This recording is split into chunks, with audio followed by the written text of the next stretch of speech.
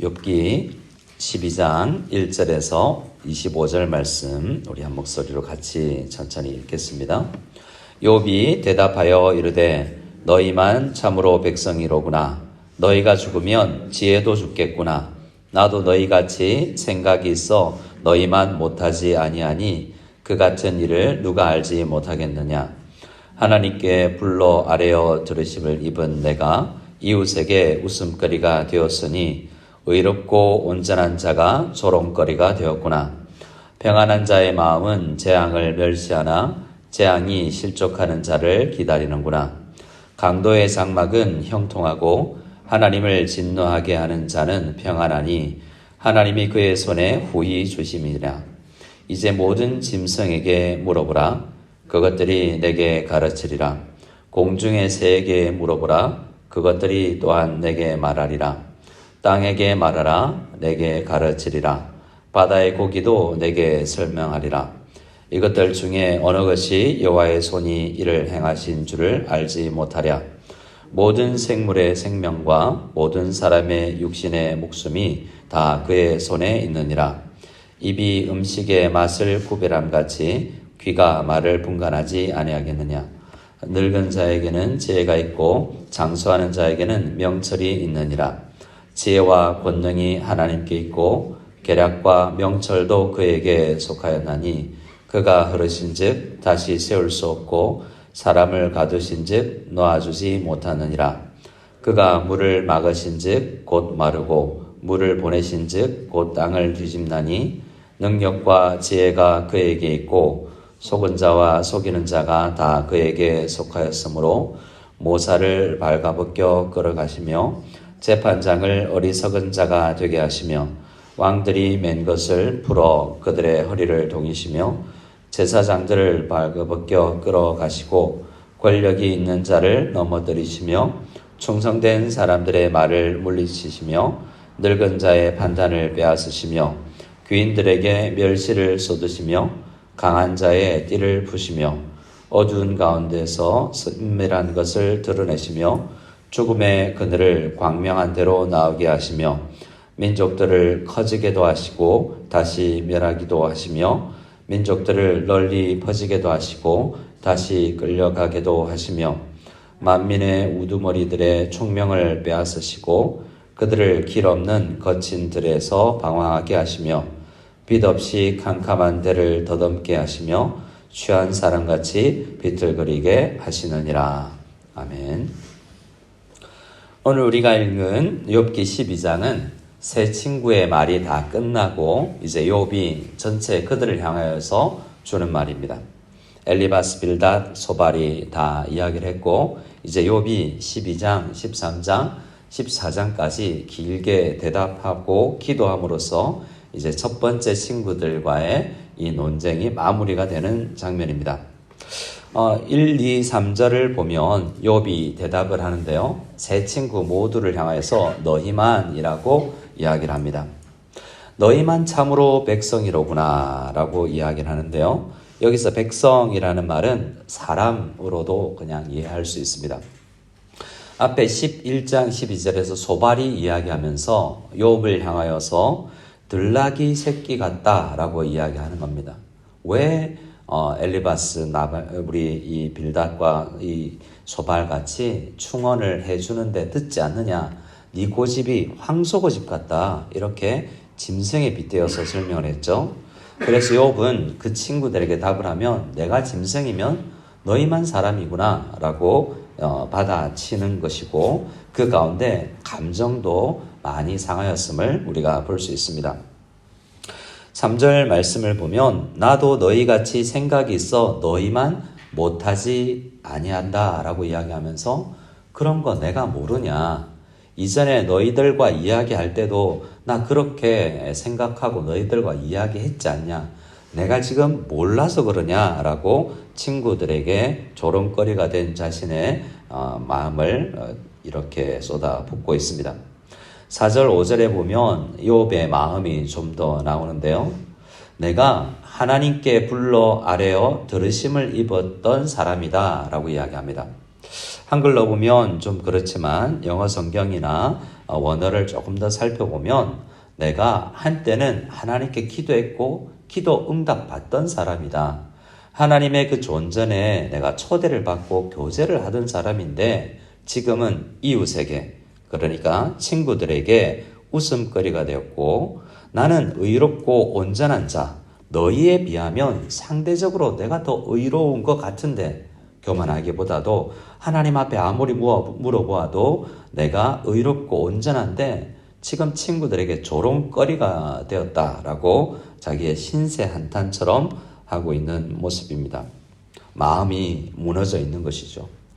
그래서 5절의 말씀을 보면 지금 내가 친구들 평안한 자의 마음은 재앙을 멸시하나 라고 이야기하는데 너희는 평안하지.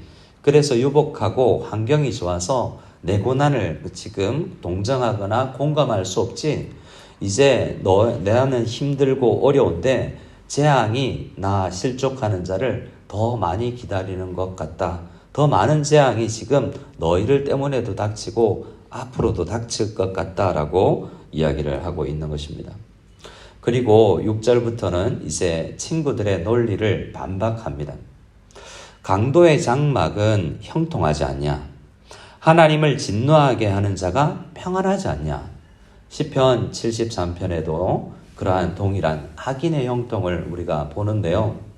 너희들 말처럼 인과응보고 하나님께서 나에게 인과응보로 잘못한 것을 벌한다고 생각하면 주변에 다른 사람 좀 봐라.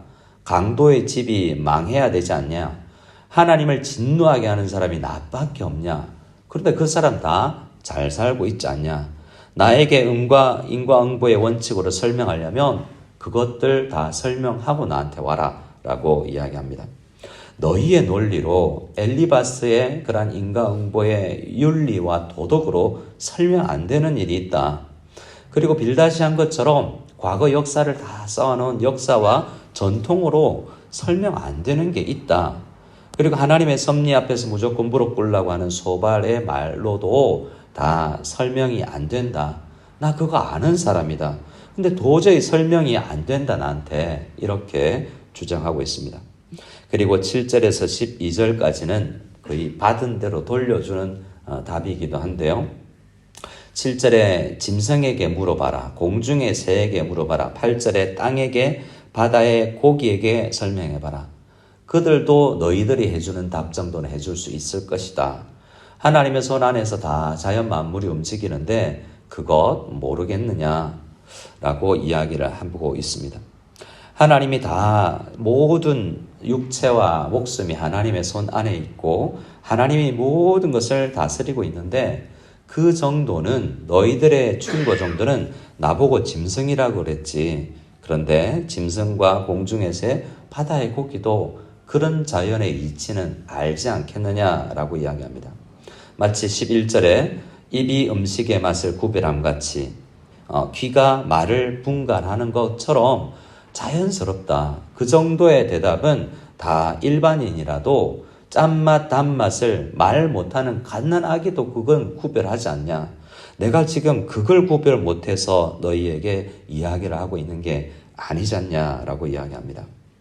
12절부터는 앞서 이야기했던 인과응보의 원칙이 통하지 않는 세상 가운데 우리가 살고 있음을 이야기합니다.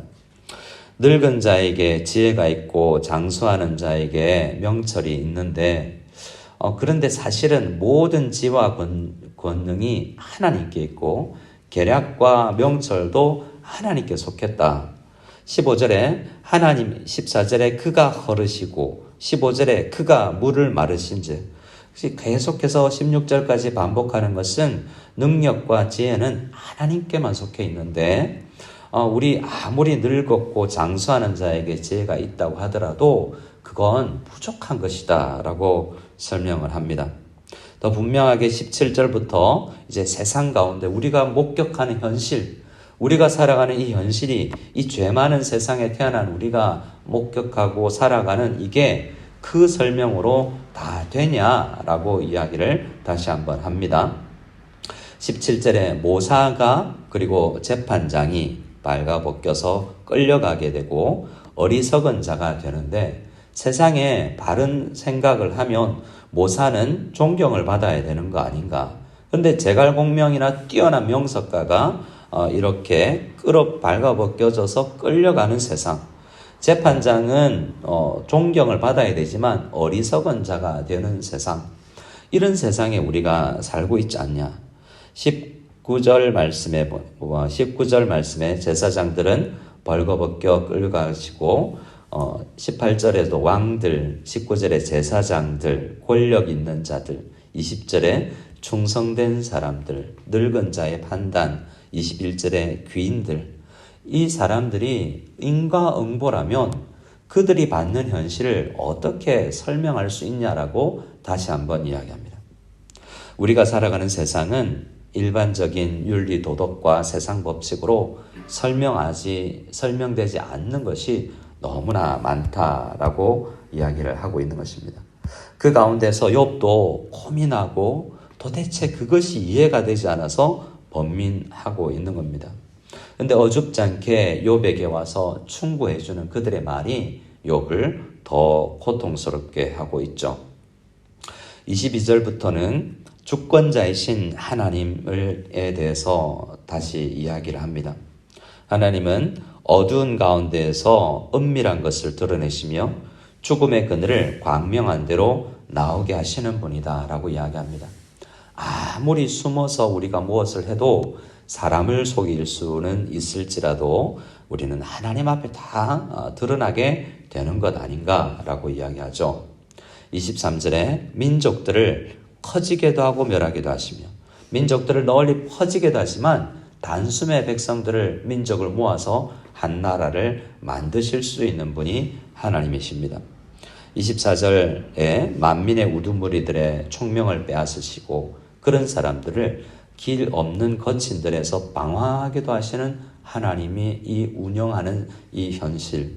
25절에 빛이 없이 캄캄한 데를 더듬게 하시며 취한 사람같이 비틀거리게 하는 것이라고 이야기하면서 여기에 열거된 많은 사람들, 모사, 재판장, 왕들, 제사장들, 권력이 있는 자, 충성된 사람들 등등 이 모든 사람들이 당하는 것이 이해가 되냐라고 이야기를 하면서 자기도 그 속에 포함시키고 있는 것이죠. 나는 의롭고 온전한 자인데 내가 너희에게 조롱을 당하고 있는 이것, 고통을 당하고 있는 이것 도대체 설명이 안 된다. 내가 가진 그동안의 신앙생활로 하나님 지식으로는 설명이 안 되는 세상을 내가 지금 경험하고 있다라고 이야기하면서 나에게 조언하고 나의 위로를 주려면 이 나열된 모든 것 설명하고 나한테 오라. 그것 설명 못하면서 나에게 지금 이것 설명하느냐라고 따지고 있는 것입니다. 우리는 욥기를 읽으면서 이제 12장에서 14장까지 계속 욥에 더 나아가는 고민과 또 기도도 볼 것입니다. 우리가 욥을 보면서 분명히 먼저 흔들리지 말아야 될 것은 욥은 절대 기복신앙을 가진 사람이 아닙니다. 하나님 한 분만으로 흔들림이 없는 신앙을 처음부터 끝까지 보여주는 사람이죠. 하나님 한 분만 있으면 되는 사람입니다. 근데 왜 이렇게 욥의 이야기를 들어보면 뭔가 믿음이 없는 것 같고 뭔가 흔들리는 것 같아 보입니까? 하나님이 계시는 것과 절대 주권자이심을 못 믿는 것이 아닙니다. 기복신앙을 가져서 이것 없어서 투덜거리는, 건강 없어서 돈이 없어서 지금 투덜거리는 사람 아닙니다. 주신 이도 여호와시요 거두신 이도 여호와시라고 1장부터 고백을 했습니다. 그것도 여전히 그것 사실은 변치 않습니다. 인간이 가질 수 있는 최대치의 신앙을 하나님께 가진 사람이에요. 그럼에도 불구하고 지금 욥이 몸부림치는 이유는 자신이 당하고 있는 이 자신을 움직이는 섭리, 하나님의 손길에 그 이유와 목적을 알고 싶은 것입니다. 욥도 알고 있습니다. 이미 우리는 답을 알고 있어요. 하나님은 모든 일을 통하여서 어떤 사람은 고난을, 어떤 사람은 부유한데 왕으로 태어나고 거지로 태어나는 이 현실도 욥은 알고 있습니다. 결국 그렇게 해서 우리를 하나님 앞에 아름답게 빚어나갈 것은 알지만 왜 이렇게 나와 비교해 볼 때 그런 방식으로 일을 하는지 그 목적을 모르겠다라고 이야기하고 있는 것이죠. 우리 예수 믿는 사람들은 사실은 그리스도 예수 안에서 이미 답을 얻은 사람들입니다. 우리는 예수님 안에서 연합됨으로 하나님 앞에서 누리는 행복, 하나님과 교통하는 기쁨을 우리는 알고 있습니다. 그런데 욥은 그것을 모르고 있어요. 이 고통 가운데 결국 하나님과 누리는 교통을 이루어 나가실 것인데 왜 이런 방식으로 하시지는 이해가 안 되는 것입니다. 우리도 그렇지 않습니까? 하나님은 나를 사랑하는데 왜 병을 주셔서 교제를 하시려고 그래요? 왜 어떤 사람은 부유하게 해서 고통스러운 가운데, 고통이 없는 가운데서 교제하시려고 그래요? 저 집안은 왜 평안하고 저 집안은 돈이 많습니까? 나는 가난한데요. 라는 하나님의 이 다스림과 섭리에 대한 이 방식을 나에게 왜 이렇게 하시는지를 모르고 아파하고 있는 것입니다. 하나님은 합력하여 선을 이루시는 분이죠. 그리스도 안에서 우리는 모든 것을 합력하여 선을 이루어 간다는 것을 분명히 깨닫고 나아가지만 번민할 수밖에 없는 연약한 존재이기도 한 것입니다. 그래서 우리도 욥처럼 이해되지 않을 때 하나님 앞에 분명히 부르짖고 고민할 수 있습니다.